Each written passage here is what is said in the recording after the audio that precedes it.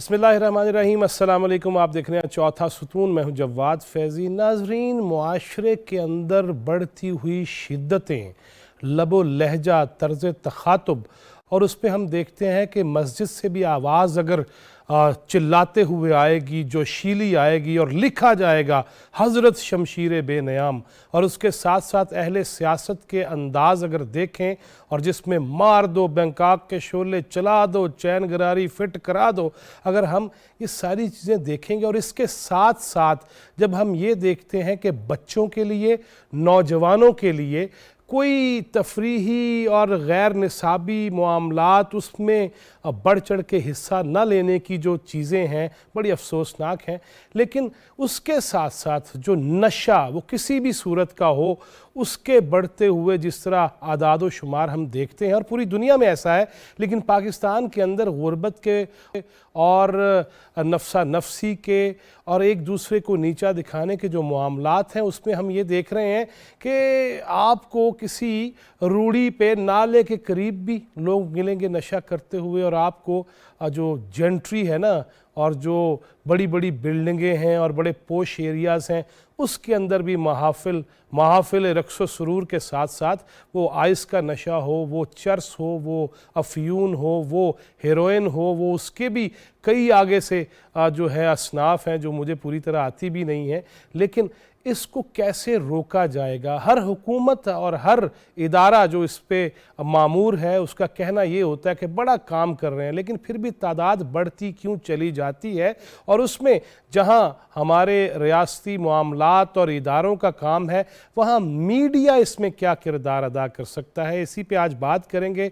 हमने जहमत दी है मेरे पीदा और आइडियल भी, यकीनन मैं कह सकता हूँ, जनाब डॉक्टर मुअद्दत राना। बहुत शुक्रिया डॉक्टर साहब आपके तशरीफ़ लाने का।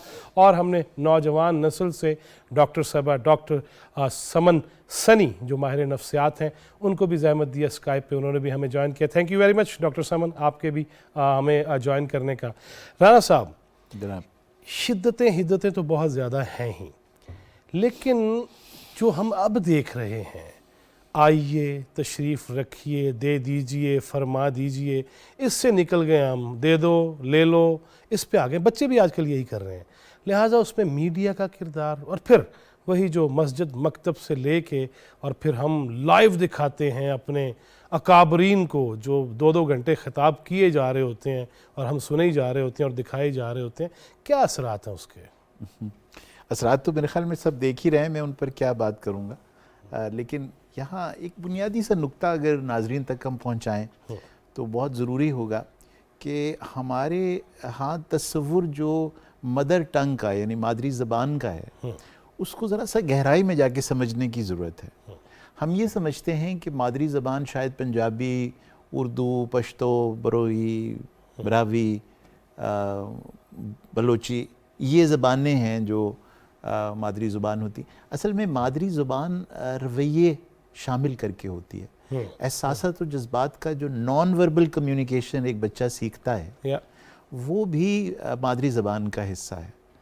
तो अगर ये तस्वुर सामने आ जाए कि एक बच्चा ज़बान कैसे सीखता है, तो यहाँ ये समझ आ जाएगी कि ज़बान बोलचाल ही नहीं है, लबो लहजा, जज्बात का इजहार, गुफ्तगू का अंदाज़, नशिस्त व बर्खास्त, तहज़ीब व तमद्दुन, ये सब चीज़ें, यानी जो एक बच्चा बिलअमूम तमाम रवैये सीखता है, वो सब के सब मादरी ज़बान का हिस्सा है। तो उसमें साफ ज़ाहिर है कि इस वक्त जो मीडिया का रोल है, वो मेरे ख़्याल में शायद इतना ज़रूरी और इतनी अहमियत का हामिल कभी भी तारीख़ में नहीं रहा जो अब है। उसकी वजह ये है कि जॉइंट फैमिली सिस्टम टूट गया है। और अब माएँ अकेली किसी फ्लैट पर 4थी या 8वीं मंजिल में एक न्यूक्लियर फैमिली के तौर पर एक छोटे से बच्चे और बाज़ औक़ात 2 से 3 बच्चों को लुक आफ्टर कर रही होती हैं, तो उनके लिए क्यों कर मुमकिन है कि वो अकेले रहकर, जहाँ पहले माएँ होती थीं, खालाएँ होती थीं, नानियाँ दादियाँ होती थीं, वो सब मिल के एक बच्चे की परवरिश किया करती थी, और उनमें बड़े भी शामिल हुआ करते। तो अब वो अकेली बच्ची है जो कि काम भी कर रही है, घर भी संभाल रही है, साथ साथ बच्चों को भी, तो वो इतना ओवरवेल्म हो जाती है कि बहुत आसान सा हल उसको ये नज़र आता है कि वो एक आईफोन या वो एक लैपटॉप या टेलीविज़न लगाकर बच्चे को उसके हवाले कर दे। यस। तो जब ये उसको इतना आसान लगता है कि बच्चा जैसे ही 2, 4, 5 महीने का होता है, यानी वो कैफियत जहाँ से वो माँ से सीखना शुरू करेगा, तो वहाँ माँ को रिप्लेस कर दिया थर्ड पेरेंट ने, जो आपका चौथा सतून है। ठीक है, अगर है, बल्कि वो भी टेढ़ा मेढ़ा ही है। हाँ, बस वो तकरीबन वो थर्ड पेरेंट भी इतना ही टेढ़ा मेढ़ा है। तो वहाँ से जो परवरिश का सिलसिला शुरू होगा और उसमें जो मीडिया रोल प्ले करेगा, उसमें आप इमेजिन कर सकते हैं कि ज़्यादातर बच्चे शायद मिक्की माउस को ज़्यादा करीब समझते हैं, वो शायद टॉम एंड जेरी को अपने माँ बाप और बहन भाइयों से ज़्यादा करीब समझते हैं। अगर उनको ये कहा जाए कि आपके चचा आए हैं बाहर, तो वो शायद इतने एक्साइट नहीं होंगे, टॉम और जेरी की वजह से हो जाएंगे, एक्साइट होंगे। तो साज़र है कि उनकी वो जो लकीरों के साथ दोस्ती है इंसानों की बजाय, वो अब बाकायदा तौर पर एक रियलिटी बन चुकी है। और ये जो जी जनरेशन जो इस वक्त माशाल्लाह बड़ी हो रही, ये जिस जनरेशन को जन्म देगी अब, और अल्फा जनरेशन वो आएगी, तो उस जनरेशन के बारे में आप यकीन रखिए कि वो जनरेशन के हाँ जो वर्चुअल वर्ल्ड होगा, मीडिया का वर्चुअल वर्ल्ड, वो रियल होगा, वो रियल होगा।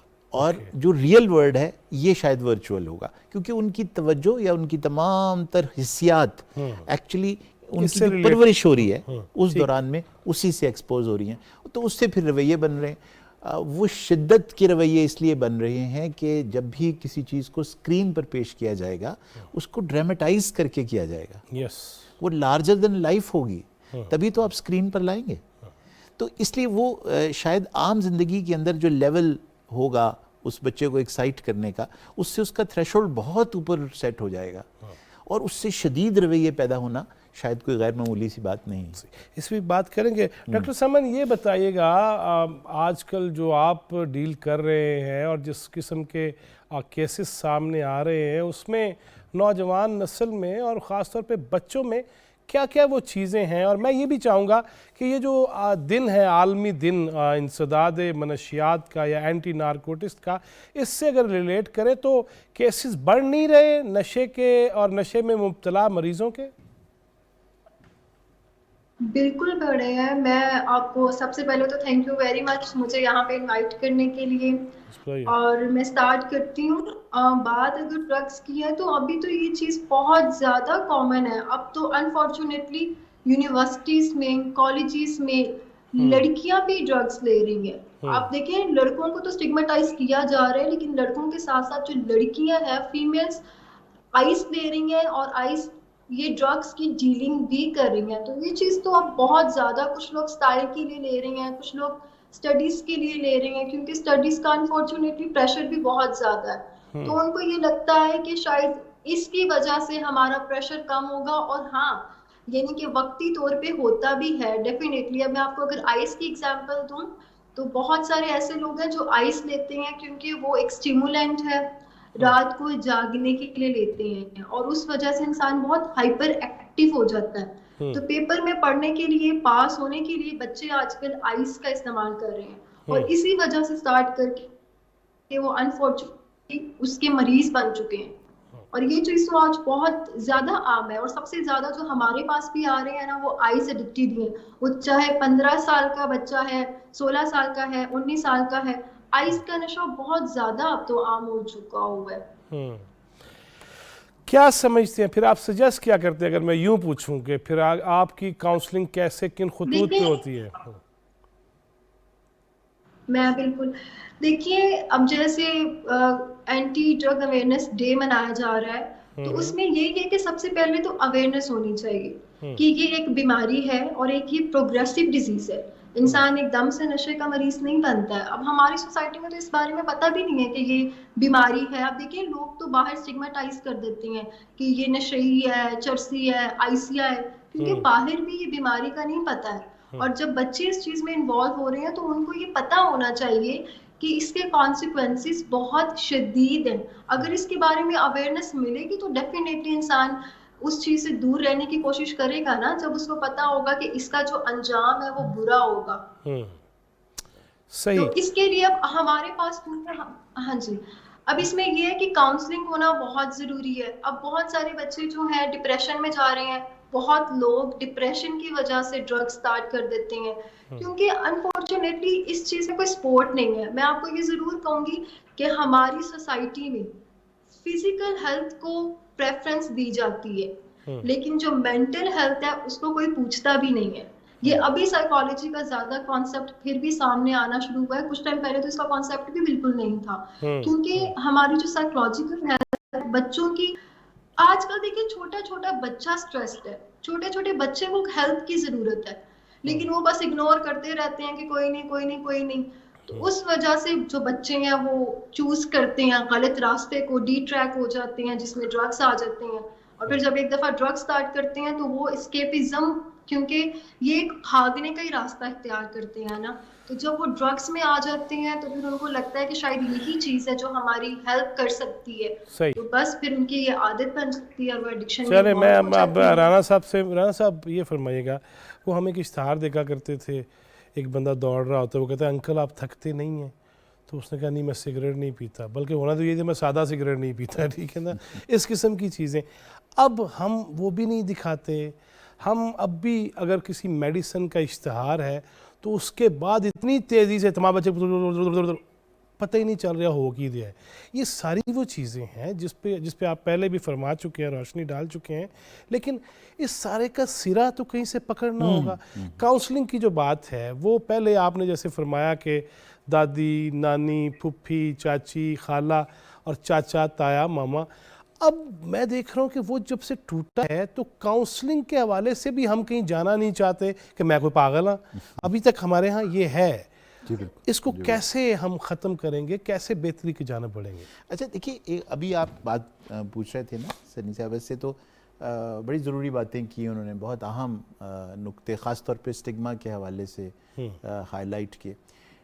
आपके सवाल का जवाब मैं ज़रूर देता हूँ, लेकिन मैं कुछ आदाद-ओ-शुमार पेश करना चाहूँगा अपने नाजरीन के लिए। इन 3 सालों में जब हम कोविड से लड़ रहे थे तो ये पता चला कि तकरीबन 15 लाख लोग पाकिस्तान में मुतासिर हुए कोविड से, और तकरीबन 30,000 डेथ्स भी हुई।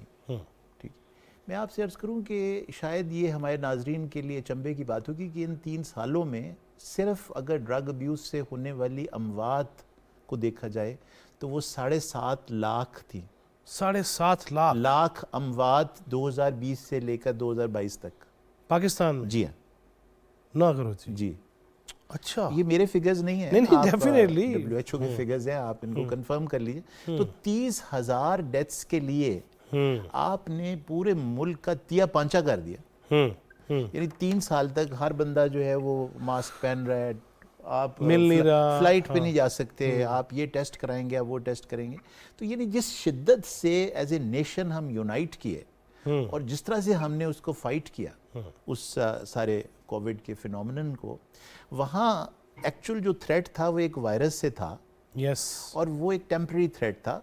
अभी खैर खुद फिर दोबारा से कोविड के मामला शुरू होने लगे तो वायरसेस आते हैं, लेकिन ये जो ड्रग अब्यूज़ है इससे जो मुतासिर होने वाले तादाद है लोगों की, वो कहीं ज़्यादा इससे है जो कोविड से होने वाली तादाद है। और जो डेथ्स इससे होती हैं वो मैंने आपसे अर्ज़ किया। जी जी जी, ठीक है, ये पाकिस्तान के फिगर्स हैं। मैं यहाँ आपसे ये भी अर्ज़ करूँ, एक काउंसलिंग बहुत डाउन स्ट्रीम एक फिनोमेना है। यानी ये यूँ समझ लीजिए कि जैसे कोई शख्स कितना बड़ा दीवाना कहलाएगा कि वो पहले अपने बाथरूम के सारे नल खोल दे, ठीक है, और फिर कमरे के बाहर खड़ा होकर ना एक वाइपर लेकर पानी बाहर फेंक रहा हो, तो उसको कहेंगे यार तुम दीवाने तो नहीं हो, तुमने जाके नल बंद करो यार अपना, ये कब तक करते रहोगे? तो काउंसलिंग ये अमल है इस सारे प्रोसेस में ड्रग अब्यूज़ के। यानी उससे तो बहुत देर हो चुकी है। और दूसरी ये बात है कि आप जिस शख्स की काउंसलिंग कर रहे हैं ना, वो तो एक, जैसे अभी फरमाया मेरी कॉलीग ने आपसे, कि वो तो एक मरीज है जिसकी आप काउंसलिंग उस वक्त कर रहे हैं जिस वक्त वो अब दहाने पर है। मैं मरीज की बात नहीं, मैं बच्चों से शुरू हुआ था, लेकिन मैं उस लेवल से मैं उस तरफ आता। मैं आपसे अर्ज करूं कि काउंसलिंग का सबसे बड़ा टारगेट ड्रग अब्यूज में घर हैं। यस, घर असल में जो यूनिट है ना माशरे का, वो फर्द नहीं है, माशरे का यूनिट राइट घर है। यानी ये जो बिल्डिंग बनी हुई है ना, इसका जो यूनिट है वो ईंट है। बिल्कुल ठीक है। माशरे की ईंट जिससे पूरा माशरा तश्कील पाता है वो घर है। ड्रग अब्यूज एक घर का इशू है। बदतमीजी, बदतहजीबी, वायलेंस, एग्रेशन, ये घरों का इशू है। बिल्कुल है। उसके अंदर जैसे कोविड एक घर में हमलावर होता है और उसमें एक बंदे को पहले बुखार हो जाता है, लेकिन जो कि पैंडेमिक है तो कुछ दिनों के बाद दूसरे को होगा, फिर तीसरे को होगा, फिर आखिर में सारे घर वालों को होगा। बिल्कुल इसी तरह से ड्रग अब्यूज और वायलेंस है। घर वायलेंट है। सिर्फ ये है कि उनमें से आप इस बात पर हैरान होंगे कि तमाम जो ड्रग्स हैं ना, ये बुनियादी तौर पर दवाइयाँ हैं। ठीक है। ये बनाई गई थी दवाइयाँ। बिल्कुल ठीक अच्छा है। और ये मेनली 4 किस्म की हैं। पहले हैं पेन किलर्स, राइट, जो अब्यूज होते हैं। हेरोइन है, उसके अंदर सिंथेटिक ओपिएट्स हैं। दूसरे हैं जो एंटी एंजाइटी, एंटी डिप्रेसेंट्स हैं। मैडम ने भी उनका जिक्र किया अभी हमारे नाजरीन के लिए। तीसरी हैं जो एक्साइटमेंट पैदा करती हैं इंसान के अंदर, यानी उनको जगा के रखती हैं। वो अगर बोर हो रहे हैं, बहुत डाउन हो रहे हैं तो वो। और चौथी हैं जो कि बुनियादी तौर पर इंसान को वक्ती तौर पर उसकी जो स्ट्रेसेस हैं उनको दबा देती हैं। राइट। जैसे अल्कोहल है, यानी वक्ती तौर पर आपको अपनी जो ज़िंदगी की का तअफ़ुन है आपकी लाइफ में, जो बदबूएं हैं आपकी, वो थोड़ी देर के लिए महसूस नहीं होती, यानी नम कर देती हैं आपको। तो अब मुझे बताइए कि हम में से कभी किसी ने कोई पेन किलर खाया जब दर्द ना हो? क्यों खाएंगे? क्यों खाएंगे भाई? यस। अगर हम एंग्शियस ही नहीं है तो हम एंटी एंजाइटी क्यों इस्तेमाल करेंगे? अगर हम डिप्रेस्ड नहीं है तो एंटी डिप्रेशन क्यों? और अगर हम बोर नहीं हो रहे हैं तो हम एक्साइटमेंट क्यों चाहेंगे? बिल्कुल ठीक है। एग्जैक्टली। ठीक है। और मेरी जिंदगी में अगर जहर घुला नहीं हुआ और तअफ़्फ़ुन फैला नहीं हुआ, ठीक है, तो मैं ऐसे लम्हे क्यों चाहूंगा कि जिसमें मुझे मेरे होशो हवास ही खत्म हो जाए, मैं डिस्कनेक्ट हो जाऊं उस रियलिटी से जो बहुत पेनफुल है। राइट। तो ये सारी कैफियतें घरों में पहले पैदा होती हैं उस बच्चे के लिए। वो बच्चे जो ड्रग अब्यूज़ में जाते हैं उनमें से तकरीबन 90%, और मैडम देखती होंगी और काउंसलिंग में आइडेंटिफाई करती, 90% बच्चे ऐसे होते हैं जो साइकोलॉजिकल और सोशल ट्रॉमा का उसमें शिकार है जो है। अच्छा, वो ट्रॉमास क्या हैं? वो फिजिकल अब्यूज़ है, मारपीट। ठीक है। अच्छा, उसके अंदर इमोशनल अब्यूज़ है, यानी जज्बाती तौर पर उस बच्चे को उसका हशर नशर कर दे, डरा धमका के, तुम अगर पास ना हुए ना तो तुम मेरी औलाद ही नहीं हो, अगर तुम फेल हो गए तो मैं तुम्हें दफान कर दूँ। ठीक है। अच्छा, जूती पास रखी हुई है, ब्लैक बोर्ड घर में रखा हुआ है और उसको फर्स्ट आने की तरगीब दी जा रही है घर के अंदर, और पढ़ा कौन रहा है? अम्मी। हाँ जी। जिनकी कोई क्वालिफिकेशन नहीं है पढ़ाने की। अब ये पेन होगा ना, यानी लर्निंग को आप दर्द बना देंगे एक बच्चे के लिए, तो वो कैसे तो फिर वो पेन किलर ढूंढेगा ना। एग्जैक्टली। पेन किलर ढूंढेगा ना। बिल्कुल सही। उसके बाद जब आप उसको जगा जगा के रखेंगे पढ़ने के लिए, और कल उसको ये बताओगे अगर मैं इम्तिहान में पास ना हुआ तो ये तो माँ मुझे डिसओन कर देगी, बाप बेल्ट उतार के मेरी तबीयत साफ कर देगा। तो अब मैं जिस एंग्जाइटी के साथ, जिस शिद्दत के साथ मैं इम्तिहान के लिए प्रिपेयर कर रहा हूँ अपने आप, अब इमेजिन करें मेरा क्या हाल होगा। तो मैं रात को जागने के लिए आइस क्यों नहीं इस्तेमाल करूँगा और एंटी एंग्जाइटी क्यों नहीं इस्तेमाल करूँगा? तो जो कॉज देने वाले लोग हैं ना, उनकी काउंसलिंग सबसे पहले ज़रूरी है। ठीक, पहले उसके लिए आपको, चूंकि पहले एक वाइज आदमी घर में मौजूद होता था, एक सियाना मोहल्ले में मौजूद होता था, अब मौलवी साहब होते थे जो कोई को पते की बात बता देते थे, कोई सब्र सिखा देते थे, कोई इस्तकामत की बातें, कोई रसूल पाक के किस्से सुना देते थे उनकी टॉलरेंस के, तो उससे लोग सीख जाते थे। नहीं, किस्से तो हमने रियासत मदीना के बहुत सुने हैं। अच्छा चलिए, खैर वो मेरे ख्याल में दूसरी तरफ ले जाएगा मौजू। ड्रग्स के साथ याद आ गया आपको? नहीं, मैं तो वो मौलवी साहब से याद है। मौलवी साहब से याद है। तो मैं ये अर्ज करना चाहूँगा कि ये जो सोर्स चूँकि ख़त्म हो गए, तो अब यहाँ इस गैप को या इस वैक्यूम को फिर काउंसलर ने फिल करना है। लेकिन यहाँ मैं ये भी अर्ज कर दूँ, बैठी हैं मैडम, ये बताएंगे आपको कि काउंसलिंग एक बहुत रिस्पॉन्सिबल काम है। यस। और इस वक्त काउंसलिंग के नाम पर जो धांधली इस मुल्क में हो रही है, मैं आपको बता नहीं सकता, क्योंकि लोग क्वालिफाइड ही नहीं हैं काउंसलिंग करने के लिए। तरह तरह के इदारे खुले हुए हैं। एक इदारा आपने देखा ही था जिसमें एक साहब जो फुटबॉल खेल रहे थे किसी के सर के साथ, वो असल में एक काउंसलिंग का, यानी कि उन्होंने बाकायदा एक सर्टिफिकेट हासिल किया हुआ था, उनकी वालदा भी काउंसलर थी।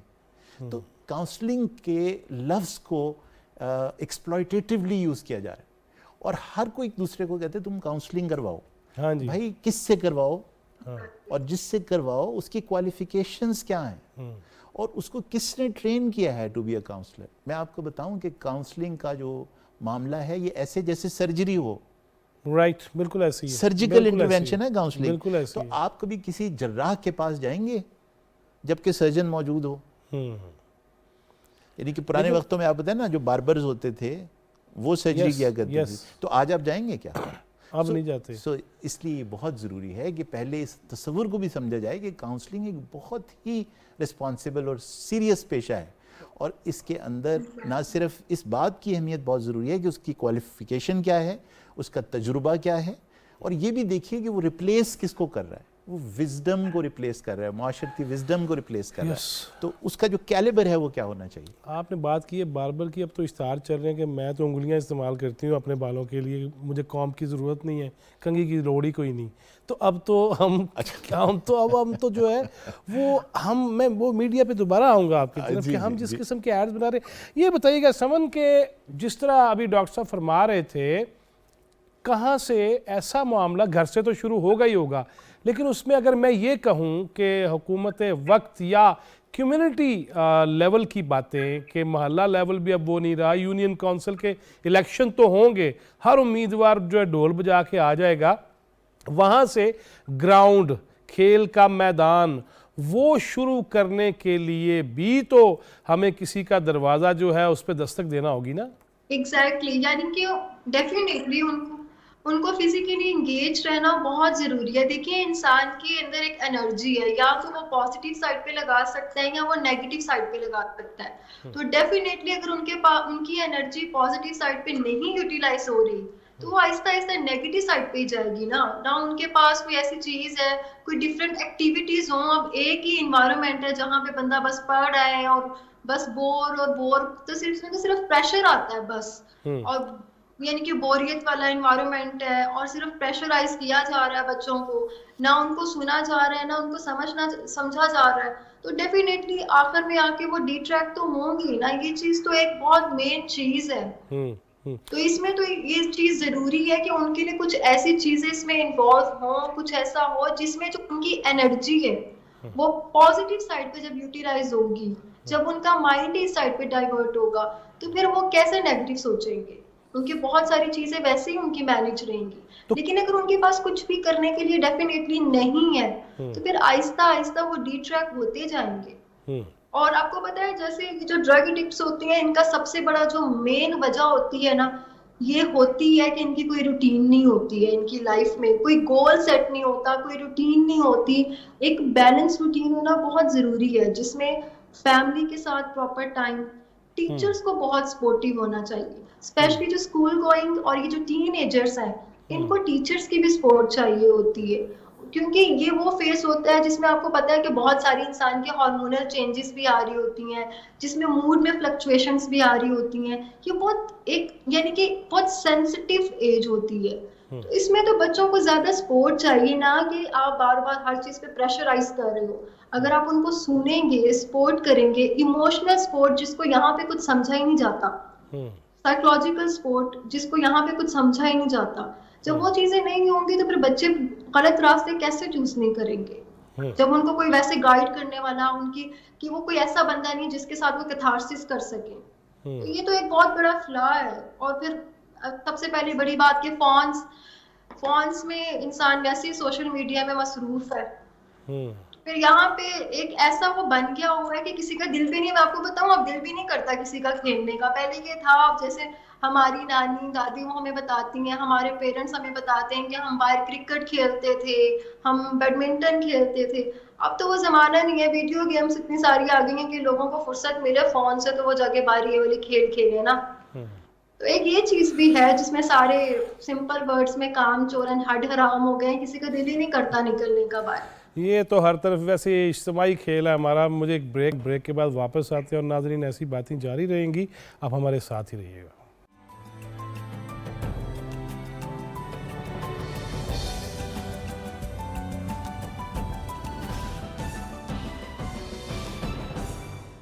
वेलकम बैक नाज़रीन, आप देख रहे हैं चौथा सुतून, मैं हूं जवाद फैज़ी। ब्रेक से पहले ये बात हो रही थी कि वो कौन सी ऐसी गलतियां हैं, वो कहाँ तसाहुल है, कहाँ पे हम वो तवज्जो नहीं दे पा रहे कि पाकिस्तान के अंदर मनशियात के आदि बढ़ते जा रहे हैं, ज़हनी मरीज़ बढ़ते जा रहे हैं। लेकिन एक अफसोसनाक अमर ये भी है कि जिसे कोई दिमागी मसला है वो ये समझता है कि मैं नहीं जाना डॉक्टर को, मैं कोई पागल हूँ, और उस पर घर वाले भी उस तरह से तवज्जो नहीं दे रहे। प्रोग्राम में पहले हिस्से में ये भी बात हुई ब्रेक से पहले कि क्या घर के अंदर माहौल ऐसा है, माँ जो बुनियादी किरदार की हामिल है उसका रवैया भी ऐसा है कि बच्चे पे वो कितनी तवज्जो दे पा रही है, और इसके साथ साथ वो जो ख़ानदानी निज़ाम था उसके अंदर हम किस कदर मुश्किलात का शिकार हो चुके हैं। क्योंकि पहले तो वो चाहती है ड्रामे देख देख कि मैं अकेली रहना, अकेली रहूँगी मैं,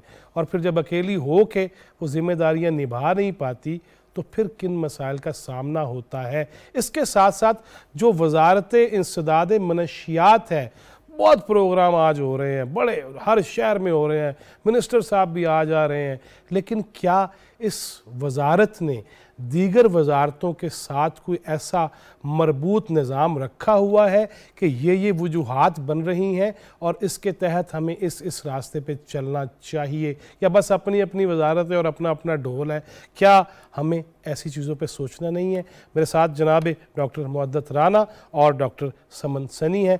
राना साहब, ये जो मैंने अभी दोबारा कहा, वजारत है इंसदाद मनशियात की और आग लग रही है कि हम जला के रख देंगे जितने भी मनशियात के मामलात हैं, लेकिन क्या इसके अवामिल क्या हैं, इसके मुहर्रिकात क्या हैं, किस तरह से इस सतह पे पहुँचने ही ना दिया जाए, उसकी भी तो कोई सिफारिशात, उसकी भी तो मामलात होने चाहिए ना। देखिए, इकोनॉमिक्स का ये बात जो मैं शुरू करूंगा ना तो आपको लगेगा कि बिल्कुल इररिलेवेंट बात कर रहा हूँ, तो मैं पहले मुझे पता है आपके कोई नतीजा अच्छा ही निकलेगा। देखिए, एक बहुत आम फहम कॉन्सेप्ट है demand and supply.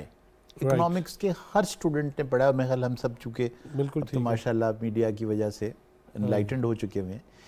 Demand and supply, दुनिया में कोई चीज़ की सप्लाई मुमकिन ही नहीं है अगर उसकी डिमांड ना हो। ठीक है, मसलन 386 एक कंप्यूटर होता था, बिल्कुल ठीक। आज आप बाजार में 386 लेने जाएं, कंप्यूटर 90s में होता था, आपको शायद याद हो, बिल्कुल, वो कहेंगे तो आपकी तबीयत ठीक है, 386 तो अब नहीं बनते, उसकी डिमांड ही कोई नहीं है। यस, बिल्कुल ठीक है। ऐसे ही आपकी वजारतें, आपके जो पूरा निज़ाम है ना, उसके अंदर सप्लाई के ऊपर एम्फेसिस है सारी की सारी। हीरोइन कहाँ ग्रो होती है, आइस कहाँ बनती है, उनके ऊपर छापे मारो, उनको पकड़ लो, वो ट्रक में से पता नहीं कितने मन दरामद होगी। अच्छा, दरामद होने के बाद आज तक नहीं पता लगा कि उसका क्या बना फिर वो, मतलब खैर वो एक अलग बहस है। नहीं, वो साल बाद जलाते हैं ना, दिल भी जलाते हैं, और वो मेरा ख्याल दिल शायद ज़्यादा जलते हैं उसमें। वो तो हर बंदा ही जला जी। तो वो जो सप्लाई की तरफ सारा एम्फेसिस है, और यकीन करें इस वक्त अगर आप फिगर्स लें और थोड़ा सा डेटा ही करें तो आप हैरान होंगे कि हम हर साल अरबों रुपए इस पर खर्च करते हैं कि हम पोस्ट नहीं पैदा होने देंगे, हम चरस नहीं बनने देंगे, भंग नहीं आएगी, हम स्मगलिंग रोकेंगे, हम बाहर से अंदर नहीं आने जाएंगे, अंदर से बाहर नहीं जाने देंगे। और हमें ये भी पता है कि हम बिल्कुल अफ़गानिस्तान जो दुनिया में हब है मंशियात का, उसके रास्ते में हैं बिल्कुल, अगर समंदर तक उसने जाना है। ठीक है, तो बहुत एम्फेसिस है कि किसी तरीके से सप्लाई पर हम कंट्रोल कर। एंटी नारकोटिक फोर्स, इंसदाद, ये जो नारकोटिक्स का है वजारत का नाम ही है। 27 महकमे इस काम कर रहे हैं जी इस पे, सुभान अल्लाह। अच्छा, अब इन 27 महकमों का अगर आप मजमूई खर्चा निकाले जो किया जा रहा है सप्लाई पर, तो उनसे पूछने की बात यह है कि भाई अगर डिमांड बढ़ती रहेगी, और यहाँ मैं एक इंतहाई नाजुक नुक्ता है जो अपने नाज़रीन तक पहुँचाना चाह रहा हूँ। जब तक किसी इंसान के अंदर किसी चीज़ की डिमांड मौजूद है ना, कोई दुनिया का माई का लाल उसे रोक नहीं सकता उस चीज़ को हासिल करने से। ये इंसान के अंदर एक क्रिएटिव सेंस है, राइट, जो वदियत की गई है, नेचर ने उसे परफेक्ट की हुई है। अगर उसके अंदर डिमांड है ना कोई चीज़ की, वो उसे हासिल करके रहेगा। आप जो मर्जी कर लीजिए, बेशक खजल हो जाए, जो मर्जी कर लें आप, ही विल गेट इट। सो सारे का सारा पॉलिसी एम्फेसिस अनफॉर्चुनेटली सप्लाई के ऊपर है।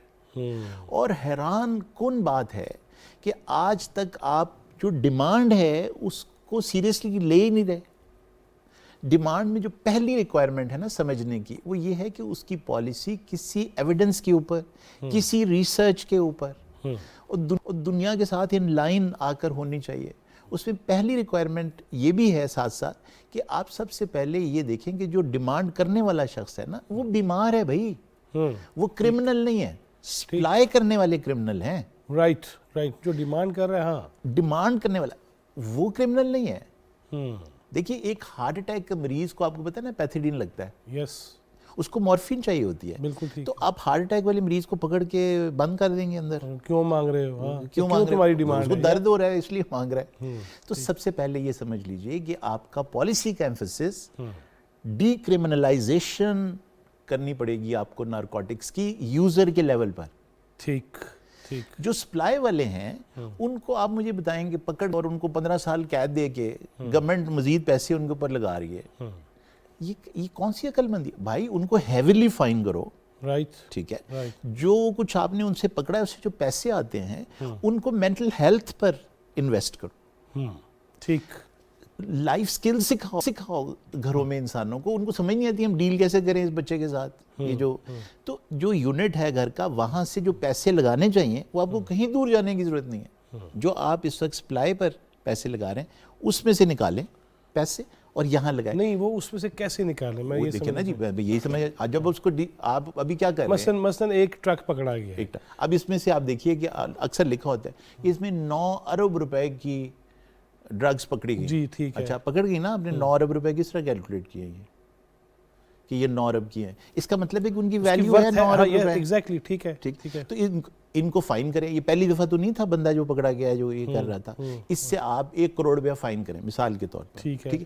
ये 1 करोड़ रुपए इस महकमे को चलाने की बजाय, इसके नए यूनिफॉर्म बनाने की बजाय, इसकी नई पॉश गाड़ियां खरीदने की बजाय, अगर ये 1 करोड़ में से आप ये तय करेंगे 50 लाख हम डिमांड रिड्यूस करने के ऊपर लगाएंगे, ठीक है, गुड, ट्रीटमेंट और रिहेबिलिटेशन पर लगाएंगे, बिल्कुल ठीक है। इस सब पूरे मुल्क में आप हैरान होंगे कि कोई एविडेंस बेस्ड मेथड नहीं है कि अगर एक शख्स जिसको ड्रग्स चाहिए, यानी जिसको मिसाल के तौर पर हीरोइन चाहिए, तो अब उसको हीरोइन तो नहीं मिलेगी, साफ ज़ाहिर है, ठीक है। उसका तो सारी दुनिया में उसमें मुतबादल है, मेथाडोन एक मुतबादल है। आपके मुल्क में आपको पता है ना कि पॉलिसी के तहत मेथाडोन आज तक इंट्रोड्यूस ही नहीं हो सकी, इसलिए कि ये तस्वीर पाया जाता है कि सारी दुनिया में मेथाडोन कंट्रोल तरीके से मरीजों तक पहुंचाई जाती है।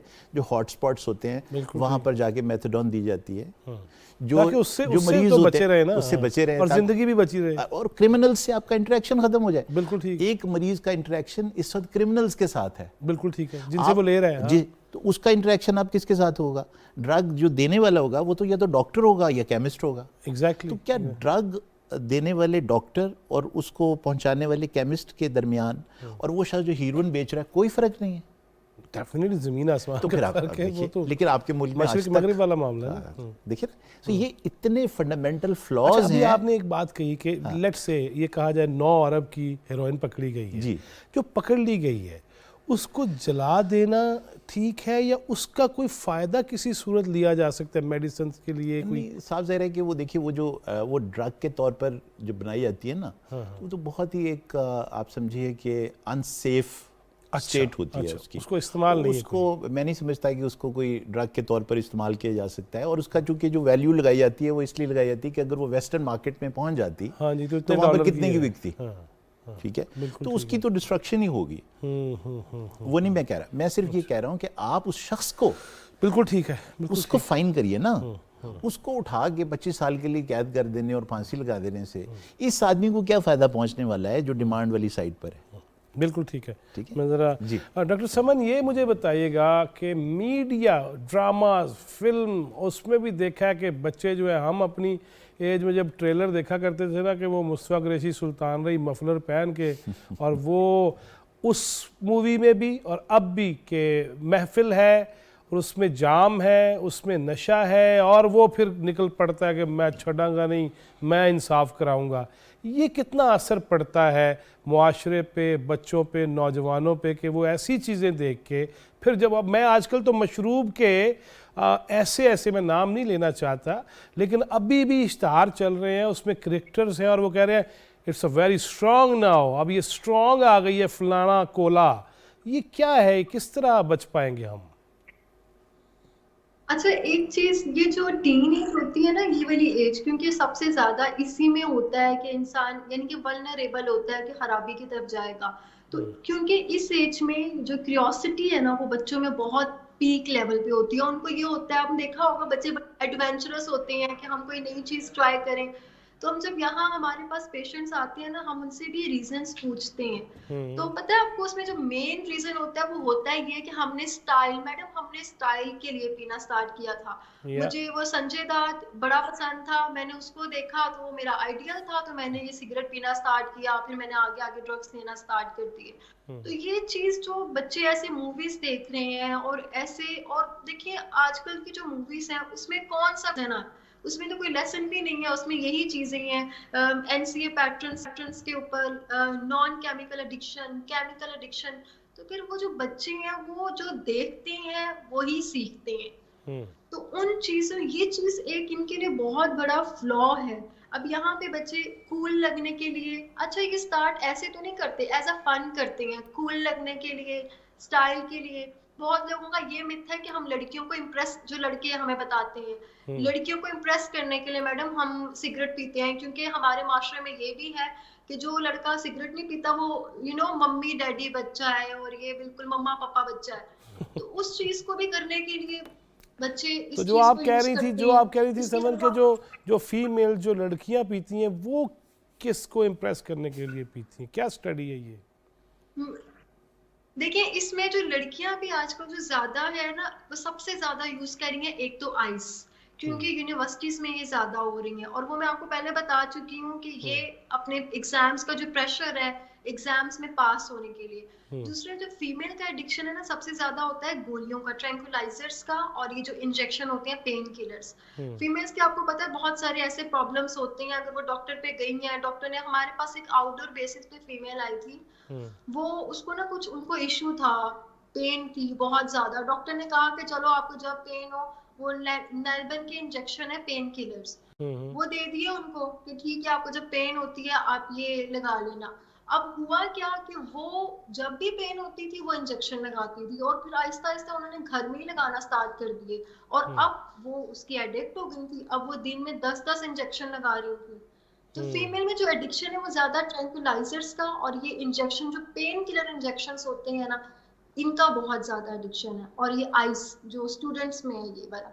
लेकिन नहीं, जो आप लड़कों की आपने बात है, ये आपने आपको आपने जिस तरह कहा आप भी यूथ को रिप्रेजेंट कर रही हैं, मुझे ये बताइए, आपने कहा यूनिवर्सिटीज़ के अंदर ये ज़्यादा है, यूनिवर्सिटीज़ के अंदर फिर कैसे पहुंच पाता है वो इंतज़ामिया जो यूनिवर्सिटी की है, वाइस चांसलर हैं, बोर्ड बने हुए हैं, पैसे आ जा रहे हैं, गाड़ियाँ चल रही हैं, घर मिले हुए हैं, वो सिर्फ बस बैठ के देखने के लिए वहाँ क्यों नहीं कोई अमली इक़दाम होता? उसके लिए क्या सजेशन है आपके पास?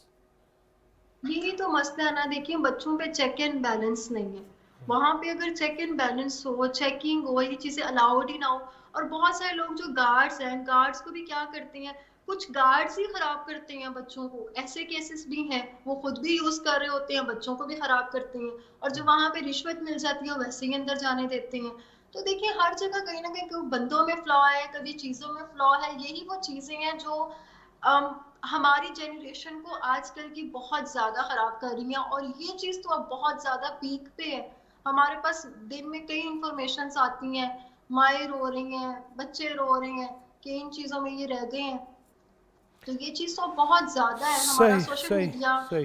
लैक ऑफ अवेयरनेस, राणा साहब, ये अभी चीज है। अभी जो बात हो रही है कि संजय दत्त पसंद है, अब्बा पसंद नहीं है, यानी कि वो ना माँ से वो सीख पा रहा है ना, ये कैसे रोकेगा मीडिया, कैसे हम ये रोक पाएंगे? दूसरा, हम ये सुनते थे और सुनते नहीं है बल्कि है, जबकि जन्नत माँ के पैरों तले है, और पहले वो, अब तो डायपर ज़्यादा बच्चे हैं, टेलीफोन पकड़ा दिया हुआ है, मोबाइल दे दिया हुआ है, तो जन्नत दूर नहीं हो रही माँ के कदमों से? माँ के कदमों से जन्नत का जो तस्वुर है, अगर वो किसी शख्स को समझ आ जाए ना, और माँ को ही समझ आ जाए कि उसके पाँव में आफ्टर ऑल क्या चीज़ है ऐसी जो जन्नत करार दे दी गई है, जिसको जन्नत करार दे दी गई है, तो मेरा नहीं ख्याल कि कोई बच्चे को कभी प्रॉब्लम होगी ये जन्नत हासिल करने में। माँ के पाँव में जन्नत को थोड़ा सा गहरी नज़र से अगर आप देखें ना भाई, जवाद भाई, इसका मतलब ये होता है कि पाँव इंसान के जो है ना वो उसको उस चीज़ के करीब ले जाने के लिए इस्तेमाल होते हैं जो उससे देखने में दूर हो। सही सही, बिल्कुल। मैं अपने पाँव पर चल के आपके करीब आऊँगा, वो जो भाई सामने बैठे हैं मैं पाँव पर चल के। तो बच्चे और माँ के दरमियान एक उम्र का फासला होता है। उसके पाँव में जन्नत इसलिए है कि वो इस फासले को तय करती है नफ्सियाती और सोशल एतबार से, सही, कि वो चल के बच्चे के इतने करीब हो जाए कि उसकी हर तरह की ज़रूरत, सिर्फ दूध की नहीं, खुराक की नहीं, मोहब्बत की, ख्याल की, एहसास की, और सबसे बड़ी ज़रूरत सेफ्टी की, सिक्योरिटी की, उसको उस सफ़र को तय करे चल के, और इस बात को इंश्योर करे कि ये सफ़र उसका बच्चे की तरफ हो। जब उसका सफ़र बच्चे की तरफ होगा तो वो बच्चे की ज़िंदगी जन्नत हो जाएगी। ये तस्वुर है माँ के पैरों तले जन्नत होने की, उसकी कुर्बत में जन्नत है। वैसे तो बाप को भी जन्नत का दरवाज़ा कहा गया है और हज का सवाब है अगर इस तरफ चलेंगे तो। लेकिन तो मैं कहना ये चाह रहा हूँ कि बुनियादी तौर पर इसको थोड़ा सा गहरी नज़र से देखने की ज़रूरत है कि माँ को क्या करना है। अगर माँ सफ़र नहीं कर रही बच्चे की तरफ और उसके और बच्चे के दरमियान बहुत सारी दीवारें खड़ी हैं जो उसको बच्चे से दूर कर रही हैं। सबसे बड़ी दीवार आपको पता है इस मुल्क में बच्चे तक जाने की तादाद है बच्चों की, जिसके बारे में कोई बात नहीं करता।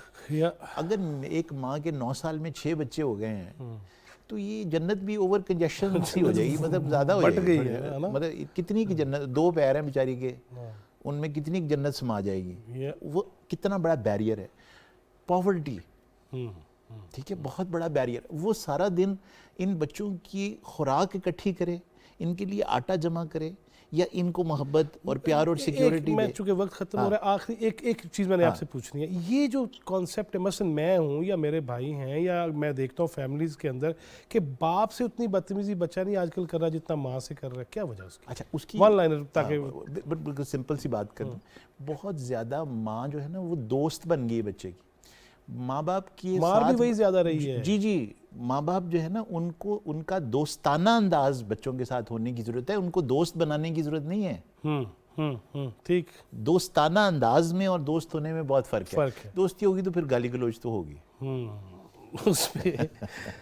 शुक्रिया, मैं इसीलिए भाईजान कहता हूँ, आपको दोस्त नहीं कहता। अल्लाह ताला आपको सलामत रखे। Thank you very much Rana साहब, बहुत शुक्रिया डॉक्टर समान आपके वक्त का।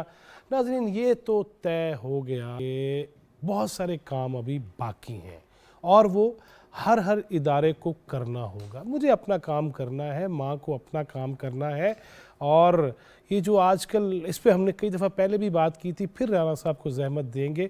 बच्चों की अगर तरबियत हम सही कर जाएं और मुआशरे के अंदर बढ़ते हुए जितने मसाइल हैं बच्चों के साथ ज़्यादतियों के, जिनसी ज़्यादतियों के, पंजाब के अंदर एमरजेंसी डिक्लेयर करने की बात कर रहे थे तारड़ साहब और मलक अहमद ख़ान साहब, हम एमरजेंसीज़ नाफिज करने की बजाय उस तरफ क्यों नहीं चलते कि घर से ही बच्चा महफूज हो और उन रिश्तों से भी महफूज हो जो गोद में बिठा के और 6-6 घंटे के हम सफ़र कर रहे हैं।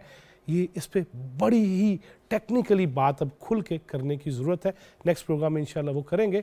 अल्लाह ताला हमें आसानियाँ तकसीम करने वाला बनाए और बेहतरीन मुआशरे की तश्कील में हिस्सादार बनने की और हमें तौफीक दे। अल्लाह ताला पाकिस्तान को सलामत रखे। जवाद फैज़ी चौथा सुतून टीम को इजाज़त दीजिए। अल्लाह निगहबान।